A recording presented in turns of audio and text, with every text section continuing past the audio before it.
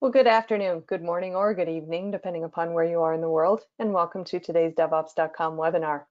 I'm Sharlin O'Hanlon, Managing Editor and Moderator for today's event, and I welcome you. As always, we have a great webinar on tap, but before we get started, we do have a few housekeeping items we need to go over. First of all, today's event is being recorded, so if you miss any or all of the event, you will have the opportunity to log in later on and check it out. Following today's webinar, we will be sending out an email that contains a link to access the webinar on demand. And we are taking questions from the audience. So if at any time during today's presentation you have a question for either of our speakers, please don't wait, don't hesitate, just use your GoToWebinar control panel and submit your questions. And we'll try to get to as many as we can near the end of today's webinar. Also, at the end of today's webinar, we are going to be doing a drawing for 3 $50 Amazon gift cards. So please stick around. Hopefully you'll be one of our 3 lucky winners. All right, with that, we'll go ahead and kick off today's webinar, which is the state of open source security vulnerabilities in 2020.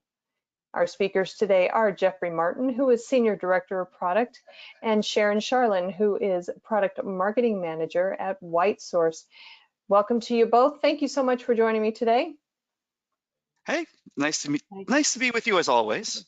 As always, Jeff. Okay, and I know you have a lot to say, as always, and it's all going to be good. So I'm going to put myself on mute and let you get right to it. That sounds fair. So first off, thanks everybody for coming. I'm going to reiterate what she already said, which is please give us questions. That makes it a lot more fun for us and a lot more informative for you. So don't be shy. But with that said, let's get going. So the state of open source security vulnerabilities. Today, Sharon and I are going to be talking about that, of course, but a lot of this is based on an ebook we did, and we'll make sure you get the links to that as well. But kind of just in the interest of time, let's move on. I say that, and then the slides don't move. Move. There we go. All right. So, Sharon, I'm going to let you start. Take it away. Thank you, Jeff. Hello, everyone. I'm very happy to be here today. And I'm happy that we're all here taking a break from the tiring Corona discussions. So let's start. Our key findings from the annual report are going to be our agenda for today. The first one is the fact that reported open source vulnerabilities rose by 50% from 2018 to 2019. And it's no surprise, as open source components has become an integral part of today's software application. In the last 2 decades, it grew from around 10% of total code to over 80%. So open source vulnerability growth can be attributed to the rise in awareness to open source security and the massive growth of the open source community, investing great effort in improving security and efficiency of the process. Yeah, and it's important to keep in mind there's no languages that are more or less secure. There's a lot going on. There's so many different factors in different languages. As we'll cover, most of the security vulnerabilities tend to be simplistic, simple coding errors. So some languages are more easily lend themselves to those types of issues than others. But for the most part, we didn't see anything too big. We'll talk about the differences between languages in a little bit. Right. Over 50% of open source security vulnerability published over the past year are either high or critical severity source. This raises a problem with how to prioritize vulnerability in this kind of situation. We are going to touch this problem later on, and we are also going to raise some suggestions of how to solve it. Yep, and finally, little bit of our predictions for the rest of this year. Maybe we'll get into 2021 a little bit too. But we will kind of cover what we think the open source community and the industry as a whole is doing and how that's impacting things like what vulnerabilities we're seeing. All right. So yep. Let me move on. There we go. So there's like a little bit of a lag every time I click the button. So sorry. So first thing, let's just talk about the numbers, right? So what we wanted to look at here was the numbers of the most common types of vulnerabilities in 2019. So the top 5 CWEs have been pretty consistent for the past few years, but there's some interesting differences this year. I should pause for a second. CWEs are a little different than CVEs, if you're wondering what in the world acronym I'm using, or if I'm misspelling an acronym. They're the weakness enumeration, so it's a little different than just the vulnerability. Not worth going too much more in there. I just wanted to make sure everybody knew I knew that a V and a W are different letters. So, so what's concerning, and the part that I brought up earlier, is that most of these are really simple code errors, imprecise coding. If we were all sticking to good coding standards, the most common vulnerabilities wouldn't exist. There were some interesting jumps up this year, though, increases in things like cross-site request forgeries and even SQL injection. Again, I sort of classify most of those as failure to adhere to basic coding standards. Secure coding training, we'll touch a little bit later as we talk about what the industry is doing, but there's a clear need for better secure coding training and quality. In general, the increase might be due to just simple things like there's more open source projects, or that people are disclosing it more often. So there we go. That was all preview for the actual chart. So Sharon, what do you think of this chart? All right.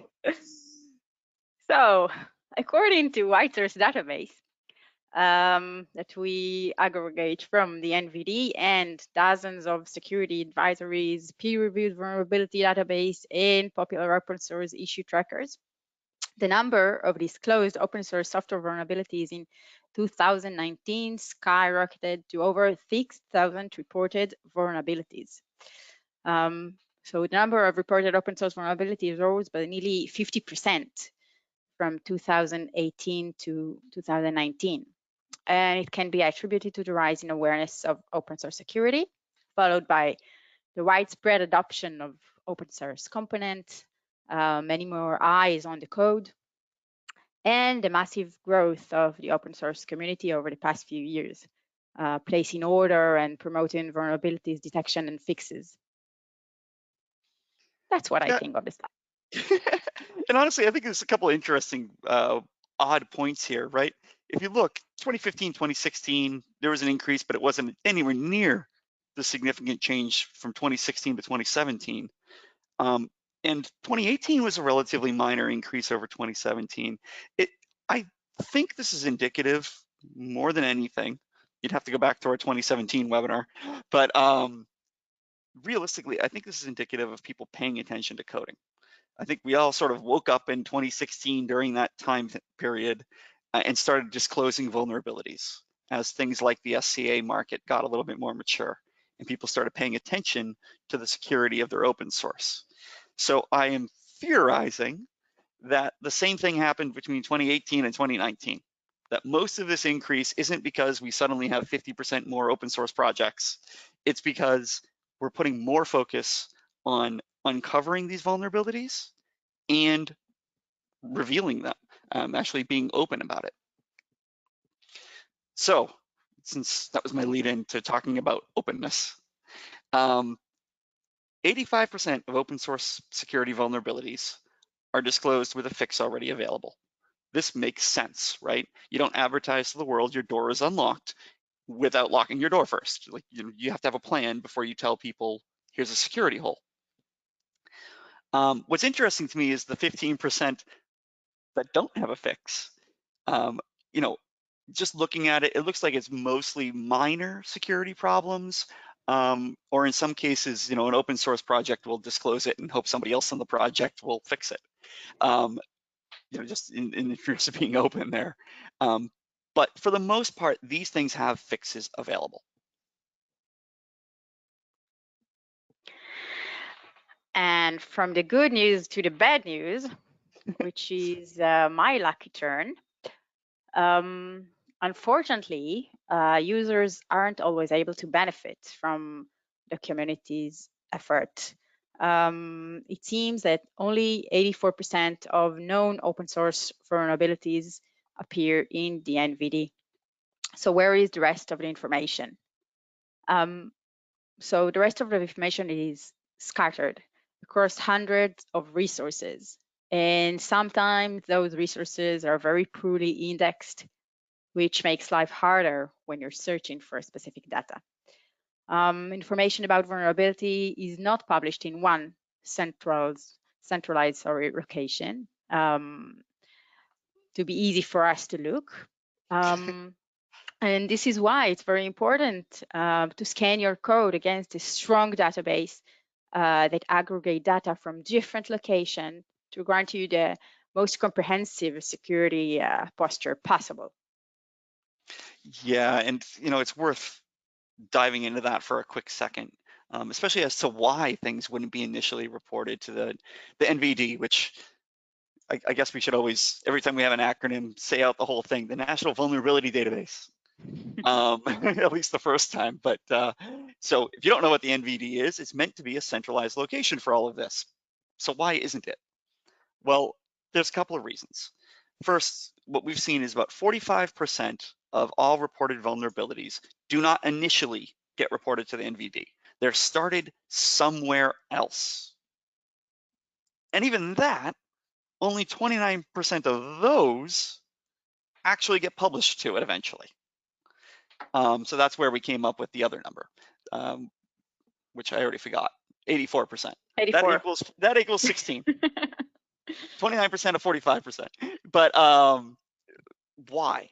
Well, the main reason is, first, your focus tends to be on fixing the problem before it is, let's go share it elsewhere and publicize it to the central location. So a lot of times, the initial week or 2 weeks of a vulnerability, it's only living inside that repo or that particular community. And when they're kind of done and everything's all worked out and they get around to publishing it about 30% of the time. The rest of the time, it's, okay, we're done with that. I don't really care about reporting it to the centralized location, right? There's no enforcement. There's no real benefit for them to do so other than being a good member of the software development community, which is not enough apparently for 70% of them. So it's important to not just depend on that one source because it is, one, a lagging source, and two, it's not complete. Yep. But right. fortunately, Unfortunately, yeah. So we see all the big forces, all the tech giants of the market, investing in open source, shifting, acquiring Microsoft but GitHub, IBM but Red Hat. Google holds huge open source projects like Kubernetes, like TensorFlow, and open source communities are getting bigger and stronger by the day, working hard on security research and publish vulnerabilities and fixes. And in fact, open source is so successful and acknowledged by its value that it brings that it started to influence the way proprietary code is being written and shared. Inner source is a new way of sharing code from within the organization. And big companies look at the values they get from using open source and they enforce those methodologies into their organization. So I like it a lot. The fact that it's kind of going back and forth. And now the commercial companies get to benefit from the methodologies of open source. So yeah. Yeah, it's a good general trend in the marketplace, right? Right now, a lot of these big companies who benefit from some of these big open source projects are actually either contributing or devoting resources, or in some cases just purchasing and sponsoring them. So that's a very interesting trend. With those purchases does come a little bit more increased focus on security, right? Enterprises care more about security than a generic open source community. So there does seem to be some trending that way. Hard to quantify exactly yet. I think we'll see that more in the 2020 numbers. There we go. That's like the most annoying thing when you hit a button and it takes more than instant to move. As a product person, that's a thing we know, but I hate being on the other end of it. All right, so which programming languages are most secure? Man, there's a lot of programming languages. There are a lot of differences between the languages, but kind of let's break it down a little bit here into some data. First, I just got to reiterate, there's a lot of factors here. No one language is insecure or secure. It's not a binary decision here. But we did want to look at whether the increase, which was pretty significant in vulnerabilities, was consistent across the top programming languages. So here's my definition of the top programming languages, right? There's 7 of them. What we see is that C, that sentence was horrible, the language C, what we noticed is the language C has the highest percentage of vulnerabilities. And that's, I think, mainly due to the very high volume of code. It's really that simple, it's popular. But as a relative percentage, those numbers are trending downwards because other languages are becoming more popular. So for instance, PHP is kind of the opposite story there, right? It actually has more vulnerabilities, but there's no real indication that PHP, according to everything I've seen, is growing significantly in popularity.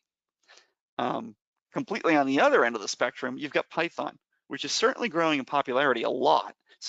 But as a relative percentage of vulnerabilities, it's been shrinking, which tells me that it's in the Python community, we're putting a lot more focus on security and basically coding standards, if you will, might be a little bit stronger there, because even though the amount of projects are growing in Python, the amount of vulnerabilities is not. It's just a very interesting piece there. I do think that most of this is related to coding practices.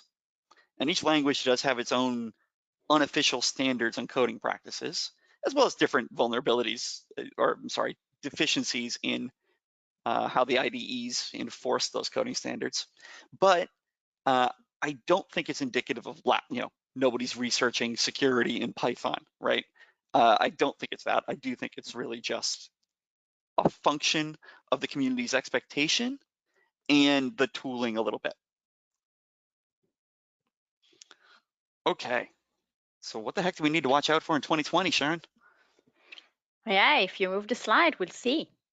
I think it moved. Another one. Yeah, see, that's just Thank very you. frustrating. Sorry. Right, speaking of coding standard. So we wanted to look at another aspect, type of vulnerabilities that were most common in 2019. What's interesting and concerning is the fact that most common CWEs are due to simple code errors and imprecise coding that all developers could probably avoid by sticking to fairly basic coding standards.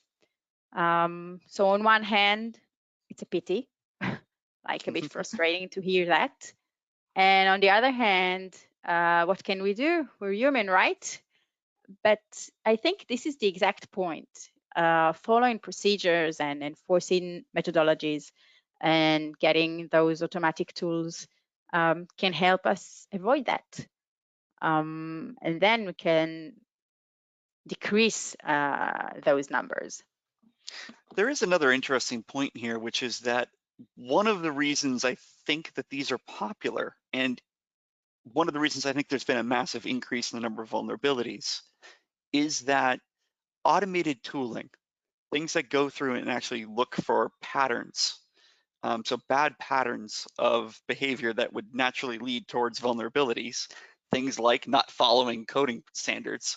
The automated tooling around that keeps getting better. So, basically as an industry, we're doing better automatic detection of these kinds of errors, right? Input validation, that kind of thing. And that's one of the reasons I think that they're the most, if you will, popular, because just frankly, we're doing better jobs of automatically detecting them. Thank Okay. God, we're So improving. I know. So what's not in that top list that I just thought was, I don't know, interesting, right? So they're not in the top 5. Cross-site request forgeries, which for some reason I always stumble over, uh, is, it's weird to see that pop back up.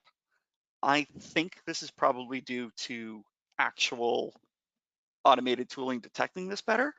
But it is something, I kind of thought we had solved this as an industry, if you will. It's a fairly basic coding standard to follow. Same with SQL injection, right? If you ask, a layperson even, a good chunk of them understand a SQL injection. Certainly my colleagues in product who aren't developers know what a SQL injection is and how it comes about. It's odd to see that pop back up. It tells me that maybe the open source projects aren't doing the best job of enforcing coding standards as part of the acceptance process.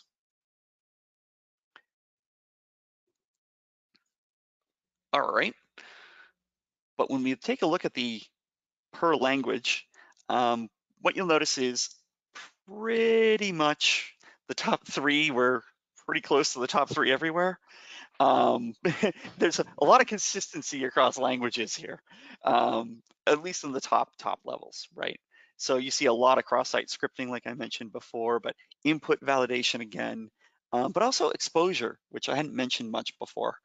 That is, especially in today's world of hyper focus on things like privacy, that's a little worrisome to me, right? Exposing data into the next chunk that you're working with, which is my very brief overview of what an information exposure CWE is. That is in a lot of ways more worrying than the input problems. And I think it's probably a function of us checking for this more than it is a function of us suddenly being worse. I think we're just paying more attention to it. It is, like I said, very, very obvious to me at least that the automated detection tools are having an impact here, right? Input, output, cross-site scripting, that stuff is stuff that the automation tools are good at describing for finding security vulnerabilities. But honestly, a lot of this really does boil down to the basics. But forget basics for a second. What about how are we scoring these things? Yeah, it's an issue. I The don't even know what rising just number. happened. Sorry? I said, I don't No, even go know what ahead. just happened to the slides. Sorry. There you So go. the rising number of vulnerabilities requires that development teams prioritize their security alerts. So how do we prioritize? There are many different ways to prioritize, and there's no really right or wrong. There is no better way. It just depends of where you're coming from and what is the type of the organization and the structure of your team. So you can prioritize based on severity of the vulnerability, high, medium, low risk for the application, for the core, for the potential damage. And this is the most popular way. Have a benchmark to look at. Another way to prioritize is how easy or difficult it is to fix it. If we want to kind of clean the alert list, we can start with the most easy one and have it done with. We can prioritize according to the date when it was first disclosed. The older it is, the more chances are that it will be exploited. So it's dangerous for us. And there's obviously the impact to the business if it involves customer data, intellectual property, if this IP is related to specific personnel. Again, very easy to decide and differentiate. And there is another way, whether this is an effective or non-effective vulnerability. When we're coding, then the proprietary code is calling the different open source libraries. And inside those libraries, we have sometimes vulnerabilities. If the proprietary code is calling this specific damaged method, then this vulnerability is effective. The route exists, and if it will be activated, then we have a risk. It poses a risk to the application. But if in the library, I'm calling a benign piece of code, I'm not calling the vulnerable method, then it's not an issue. Yes, there is a vulnerability in this library, but I'm not using it. So sorting it out and taking this vulnerability to remediation before others, it's not really a waste of time. It's just we're keeping the risk as is, where we're not approaching the other vulnerabilities that are in fact active and effective. Yeah, and I mean, look, fundamentally, there's so many bloody vulnerabilities you get nowadays that you have to prioritize them somehow. So things like whether or not you're actually calling the vulnerable method is a great signal. And I kind of wish, I wish somebody would make a tool that did that and would tell me this. But sorry, that was a joke. We make a tool like that. Feel free to reach out, but we're not doing an ad. I just felt like making a joke. So if let's just say you don't have that awesome tool to decide whether or not it's functional, effective. How else are things getting categorized?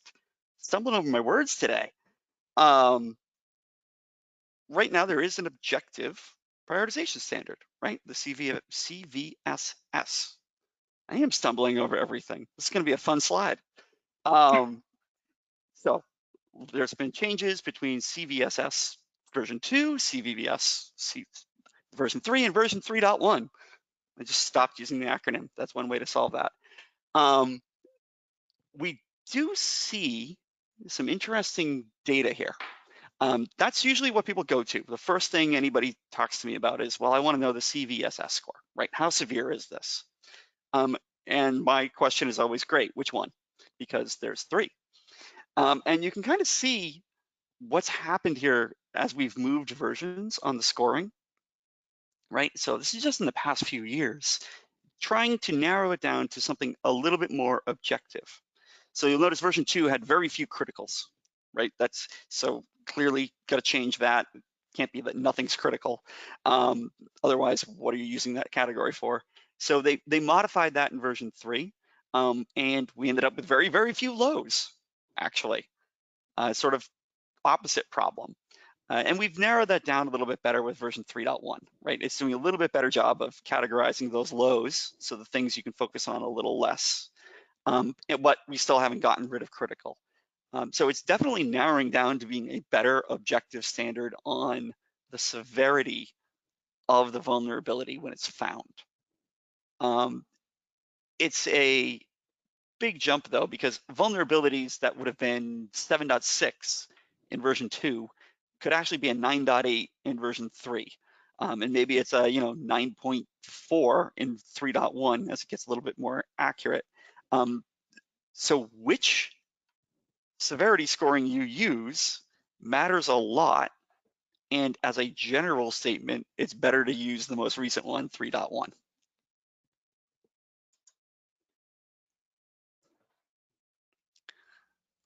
All right. Indeed, makes sense to use the most updated one. But look what happens here. Looking at the severity distribution of new CBSS version 3.1, we can see that this is not a normal kind of distribution, since 70% of the vulnerabilities are critical and only 2% are low. While the community has been working to find an objective severity scoring standard to help users address the evolving security landscape, we got ourselves into a situation that it's even harder for us to prioritize. But what are we going to do now? The question remains, how can we expect teams to prioritize vulnerabilities when over 55% are high severity or critical? And just So to be really fundamental about it too, right? I love when customers are like, well, we want everything fixed. Well, as we keep doing better at detecting vulnerabilities, this problem keeps getting worse. There was a big jump between 2018 and 2019. I guess I'm spoiling a later slide, but I'd expect the same kind of jump next year and the year after that as we get better at finding vulnerabilities. So this is a problem that's increasingly problematic. Yeah. Maybe some tools to prioritize will help. Hint. Sure, but I think even if you have the tool, right, the tool is only half the problem. You also need a process. And I see a lot of customers and a lot of people I talk to who still don't have a particularly good process around which vulnerabilities in my open source code am I going to focus on fixing versus the ones I'm not going to focus on fixing. And even the people who do have a good process usually only solve one half of it. Solve, I'm not going to fix low, or I am going to fix critical, and then we'll see about everything else. It's a process problem as well as a tool problem, and they both have to work together.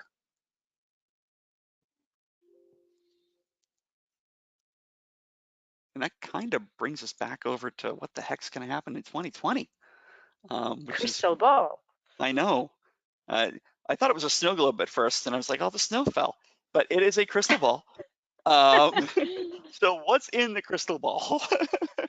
What are we doing to ensure that all these open source components we're increasingly using are actually secure? And frankly, how are we going to handle the volume of all the insecurities, the vulnerabilities? So given that open source usage is not slowing down, and that security research and tooling is not slowing down either, it is a pretty reasonable, and I hope I don't eat these words a year from now. I think it's reasonable to expect that 2020 is going to see a similar acceleration, a similar increase in the number of vulnerabilities found and disclosed as we saw from 2018 to 2019. In other words, this thing could go up another 50% again next year, which means that it is a very good idea to have a process for, and hopefully tooling, to help prioritize all of these vulnerabilities, because you're going to get more than you even have now. There's a few other pieces in here. I think there's a lot of interesting things happening in the repo space, with GitHub coming out with their security lab, which actually helps disclose these a little bit quicker and easier, all these vulnerabilities. So there's pressure on there from the tooling side as well to be able to open up more vulnerabilities, not just detect them. We should also get higher quality metadata, things like affected versions and fixed in versions, things like that, through some of that tooling. So I do look forward to not only having more vulnerabilities that are reported, but also better information once they are reported to help basically either fix the problem or to help prioritize the vulnerabilities you have to deal with. So I am reasonably certain that all of our problems focusing on vulnerabilities are actually going to get aggravated and we'll have more to deal with, and we're going to have a bigger prioritization problem as we go forward into 2021. Sounds weird to look at 2021 in the middle of 2020, but that's where we are. Yep. So what can we kind of expect here?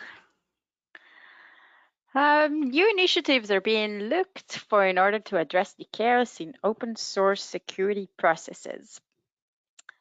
Well, I have to admit that the word chaos is a bit too harsh for me here, because indeed we're talking about massive amount of open source components, but repositories are well organized and things are usually complied and monitored, and vulnerabilities are being detected and fixes are being suggested, approved, and later on published.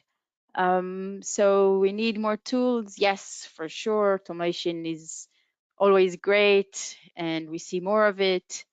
And more policies and methodologies, yes, also sure. And moving to DevSecOps will empower the developers even further with knowledge and tools to better address and remediate vulnerabilities. But open source security vulnerability will grow nevertheless. I agree with you with the crystal ball prediction. I'm not sure about the number, but I believe the trend will continue. And that's probably leading us, Jeff, to your next slide. Yes, although I do want to just call out this slide because I think this graphic kind of says it all, where we found the Big Dipper in that little mess there, because that's how you make order of things. You create patterns, and vulnerabilities are related to each other. So thinking of them as all as single points is one of the reasons it seems overwhelming to deal with the massive amount of vulnerabilities and prioritize them. Being able to link them together, understand how they relate to each other in a more informational way, similar to drawing a constellation in the sky so you can recognize it, those pieces of tooling are going to become more and increasingly valuable. And now it's supposed to go to the next slide. Move. Welcome to the webinar where Jeff struggles and hits a button and waits. Anyways, so, okay, we talked about this, but I do think it's important to just reframe this for a second. More vulnerabilities are a good thing. Yes, it creates a bigger problem for fixing them, right? There's more things to fix. You have to prioritize them more. It's becoming a little bit of a challenge to handle all of this. But it is not like these vulnerabilities are not there. We're not creating vulnerabilities. We're uncovering vulnerabilities. We're doing a better job of noticing them.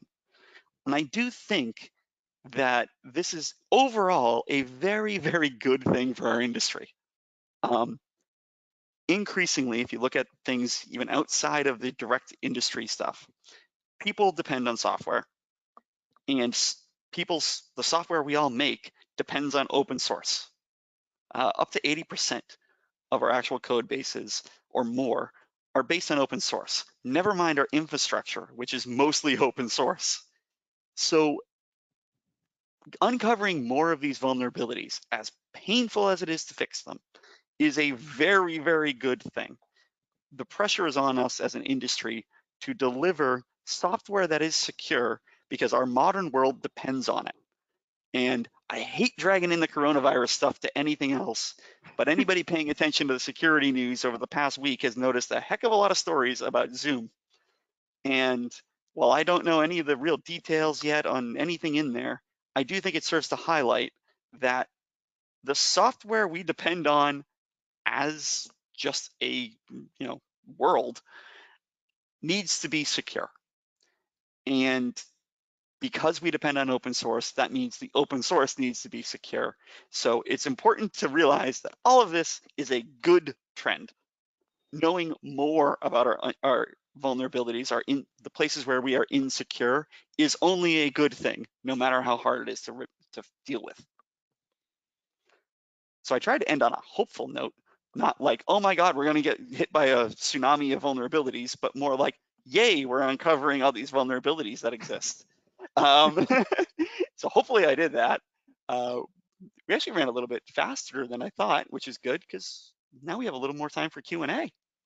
Awesome. Yay. Awesome. Well, if it's any consolation, Jeff, everybody's lagging everywhere these days. So don't feel like you are the only one whose slides are not moving. So There we have it. All right, guys, we have plenty of time for questions. So if you do have a question, please go ahead and use your GoToWebinar control panel. We've gotten some good ones in so far, so let's go ahead and get started with them. Let's see, first question, what are the best security practices for NoSQL databases? Whew, that could be a whole webinar. Uh-huh. Actually, there probably is one somewhere on our. I Just go mean, to www. No, I'm kidding. although, hey, I don't know, we'll follow up on some of these. And by the way, Sanjay, who actually put that question in, he also gave us a data source. I don't know if it's in our list already. We have so many, but Oh. thanks. I don't think I've ever had anybody give me a data source on a webinar. But look, best security practices for any database apply to NoSQL just as much.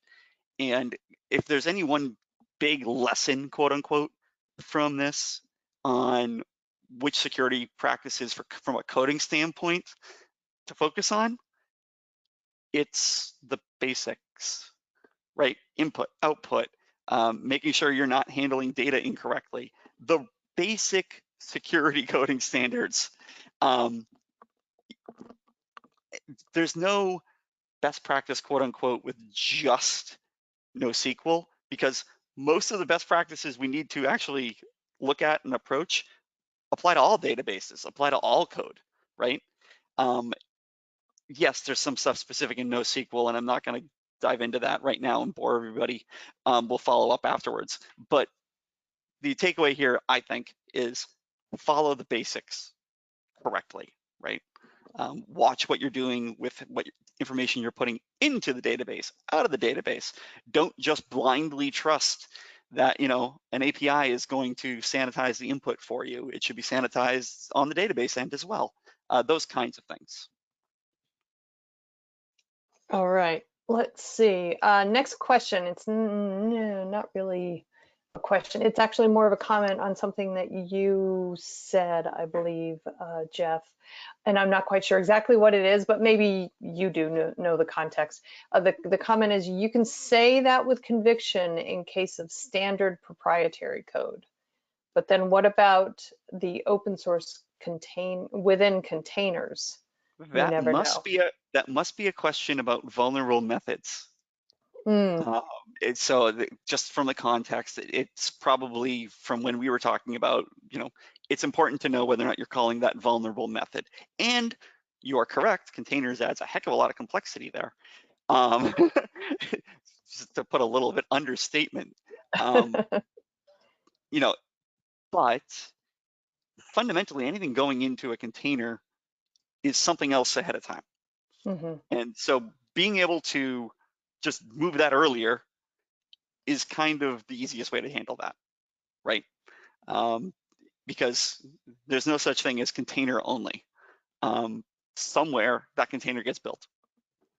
So you can tell it from at that point, you definitely can. By the way, I just love this comment from a guy named Frank about the proprietary note in the Q&A slide. Look, it's a template. I don't know. but just in case. Yeah, I noticed that one also. you can't steal our Q&A slide, all right? You really want to with our logo, actually. I think we're okay with that. You can use our logo anywhere you want if you give us credit. All right. Yeah, guys, plenty of time for questions, so keep them coming. Here's one from Rad. If we have released a product, say using 2012-RTOS, we found vulnerabilities last year, 2019. Now the supplier says it is patched, releases as part of 2019, but our software framework is not compatible with 2019. So how do we resolve this? Wow. So I'm going to rephrase the question partially so I can make sure I understand it. Please feel free to jump in and correct me if I don't. But also just to kind of simplify it, right? So great. So we found vulnerabilities in something we released last year. The supplier says it's patched, but I can't apply that patch for one reason or another. In his case, he's saying my framework isn't actually compatible with it. Yeah, that is a fundamental problem with this, right? realistically, you can't just blindly update everything all of the time. You have functional considerations, you have other pieces there. It's why, you know, somebody said realistically just the other day to me, they're like, if I can't just automatically update all of the open source components to the latest version because I don't know how they're going to interact with each other and my proprietary code. And they're correct. You have to be careful about what you, in my language, remediate, what you bring in, what you update to be able to remediate the vulnerability that's been disclosed might cause you other non-security problems, or be a flat non-starter, you know, for one reason or another. Oh, apparently I got it. Okay, great. You got it. He typed that in. I was half guessing, so I'm glad.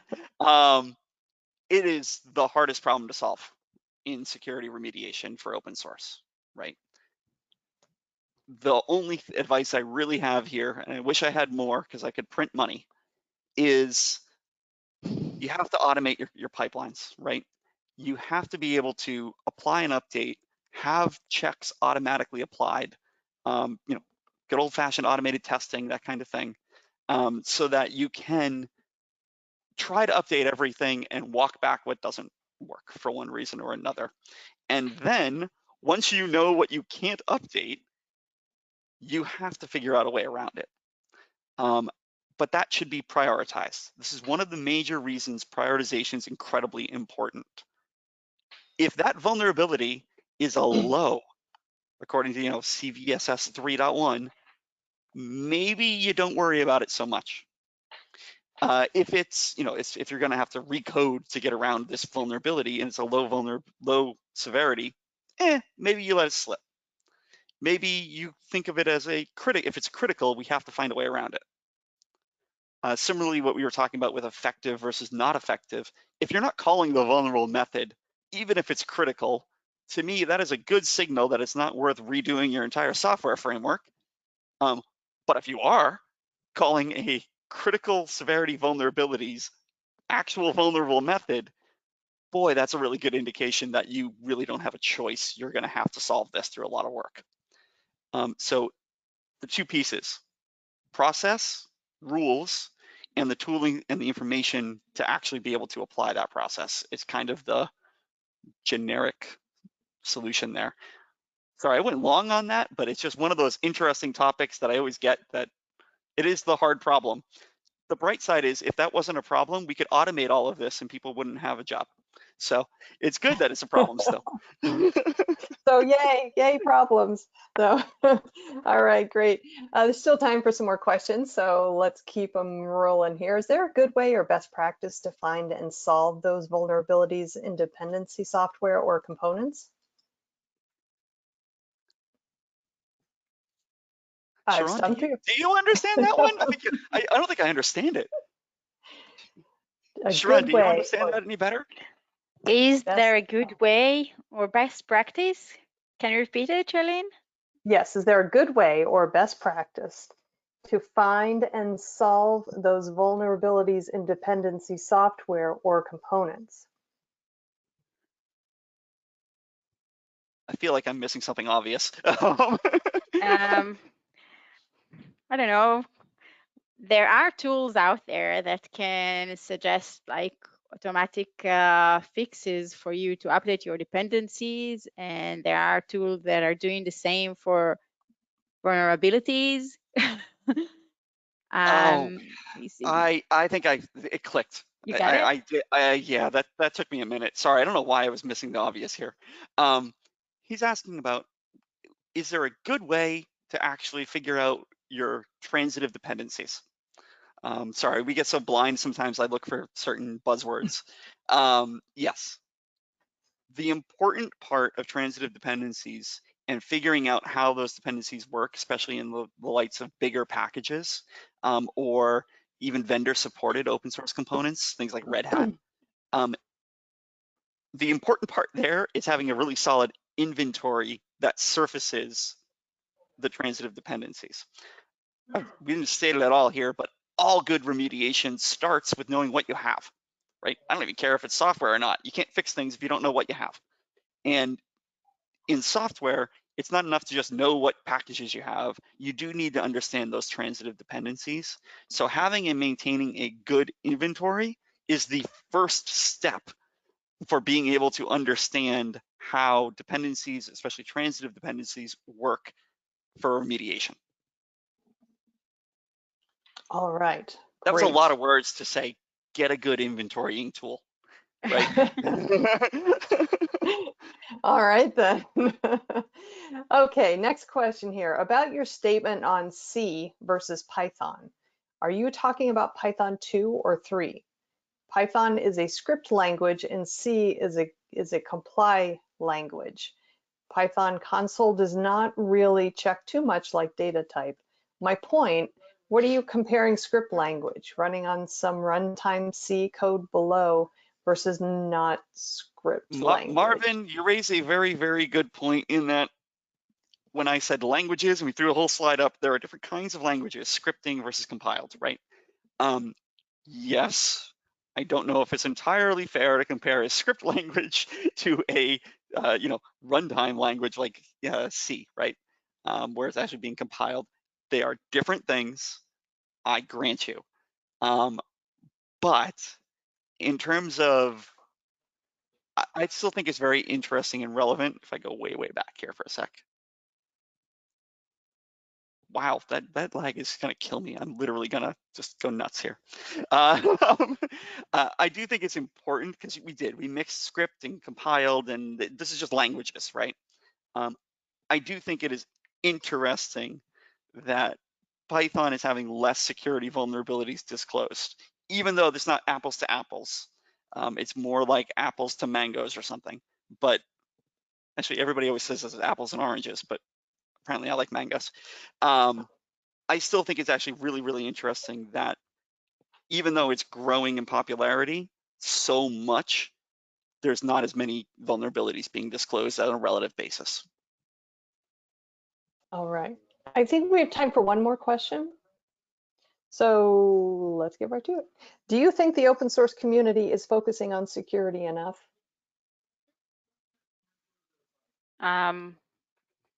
Well, application security is becoming very challenging and complex with the rise of open source security vulnerability, and security became more strict, but there's also the new practice of developers with DevSecOps that are relatively new when the entire shift of application moving to the cloud. So we now have different infrastructure and different protocols.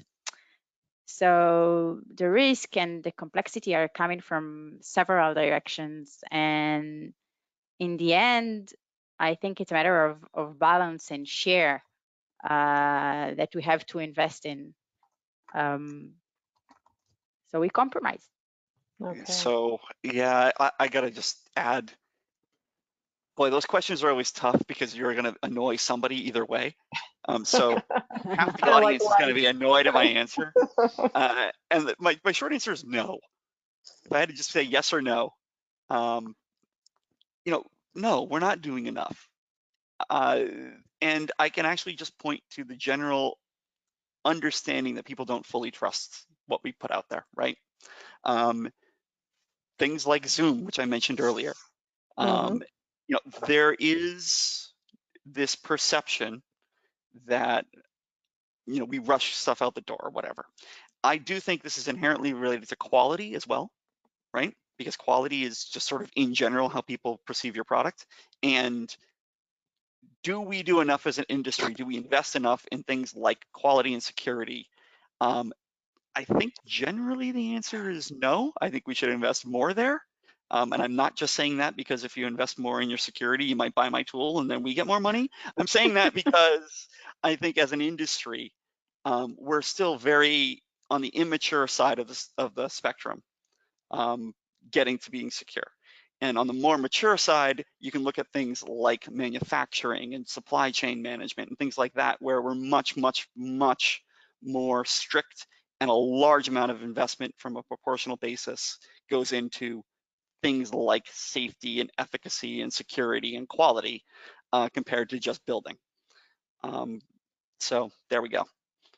All right, great. Well, We are about 5 minutes to the top of the hour, so that's about all the time that we have for question and answer period. I think we got to all of the questions, but if for some reason we missed your question, I apologize, but please know that Jeff and Sharon and folks at WhiteSource will be getting a copy of all of the questions. So I'm sure they will be more than happy to follow up with you offline and get your question answered.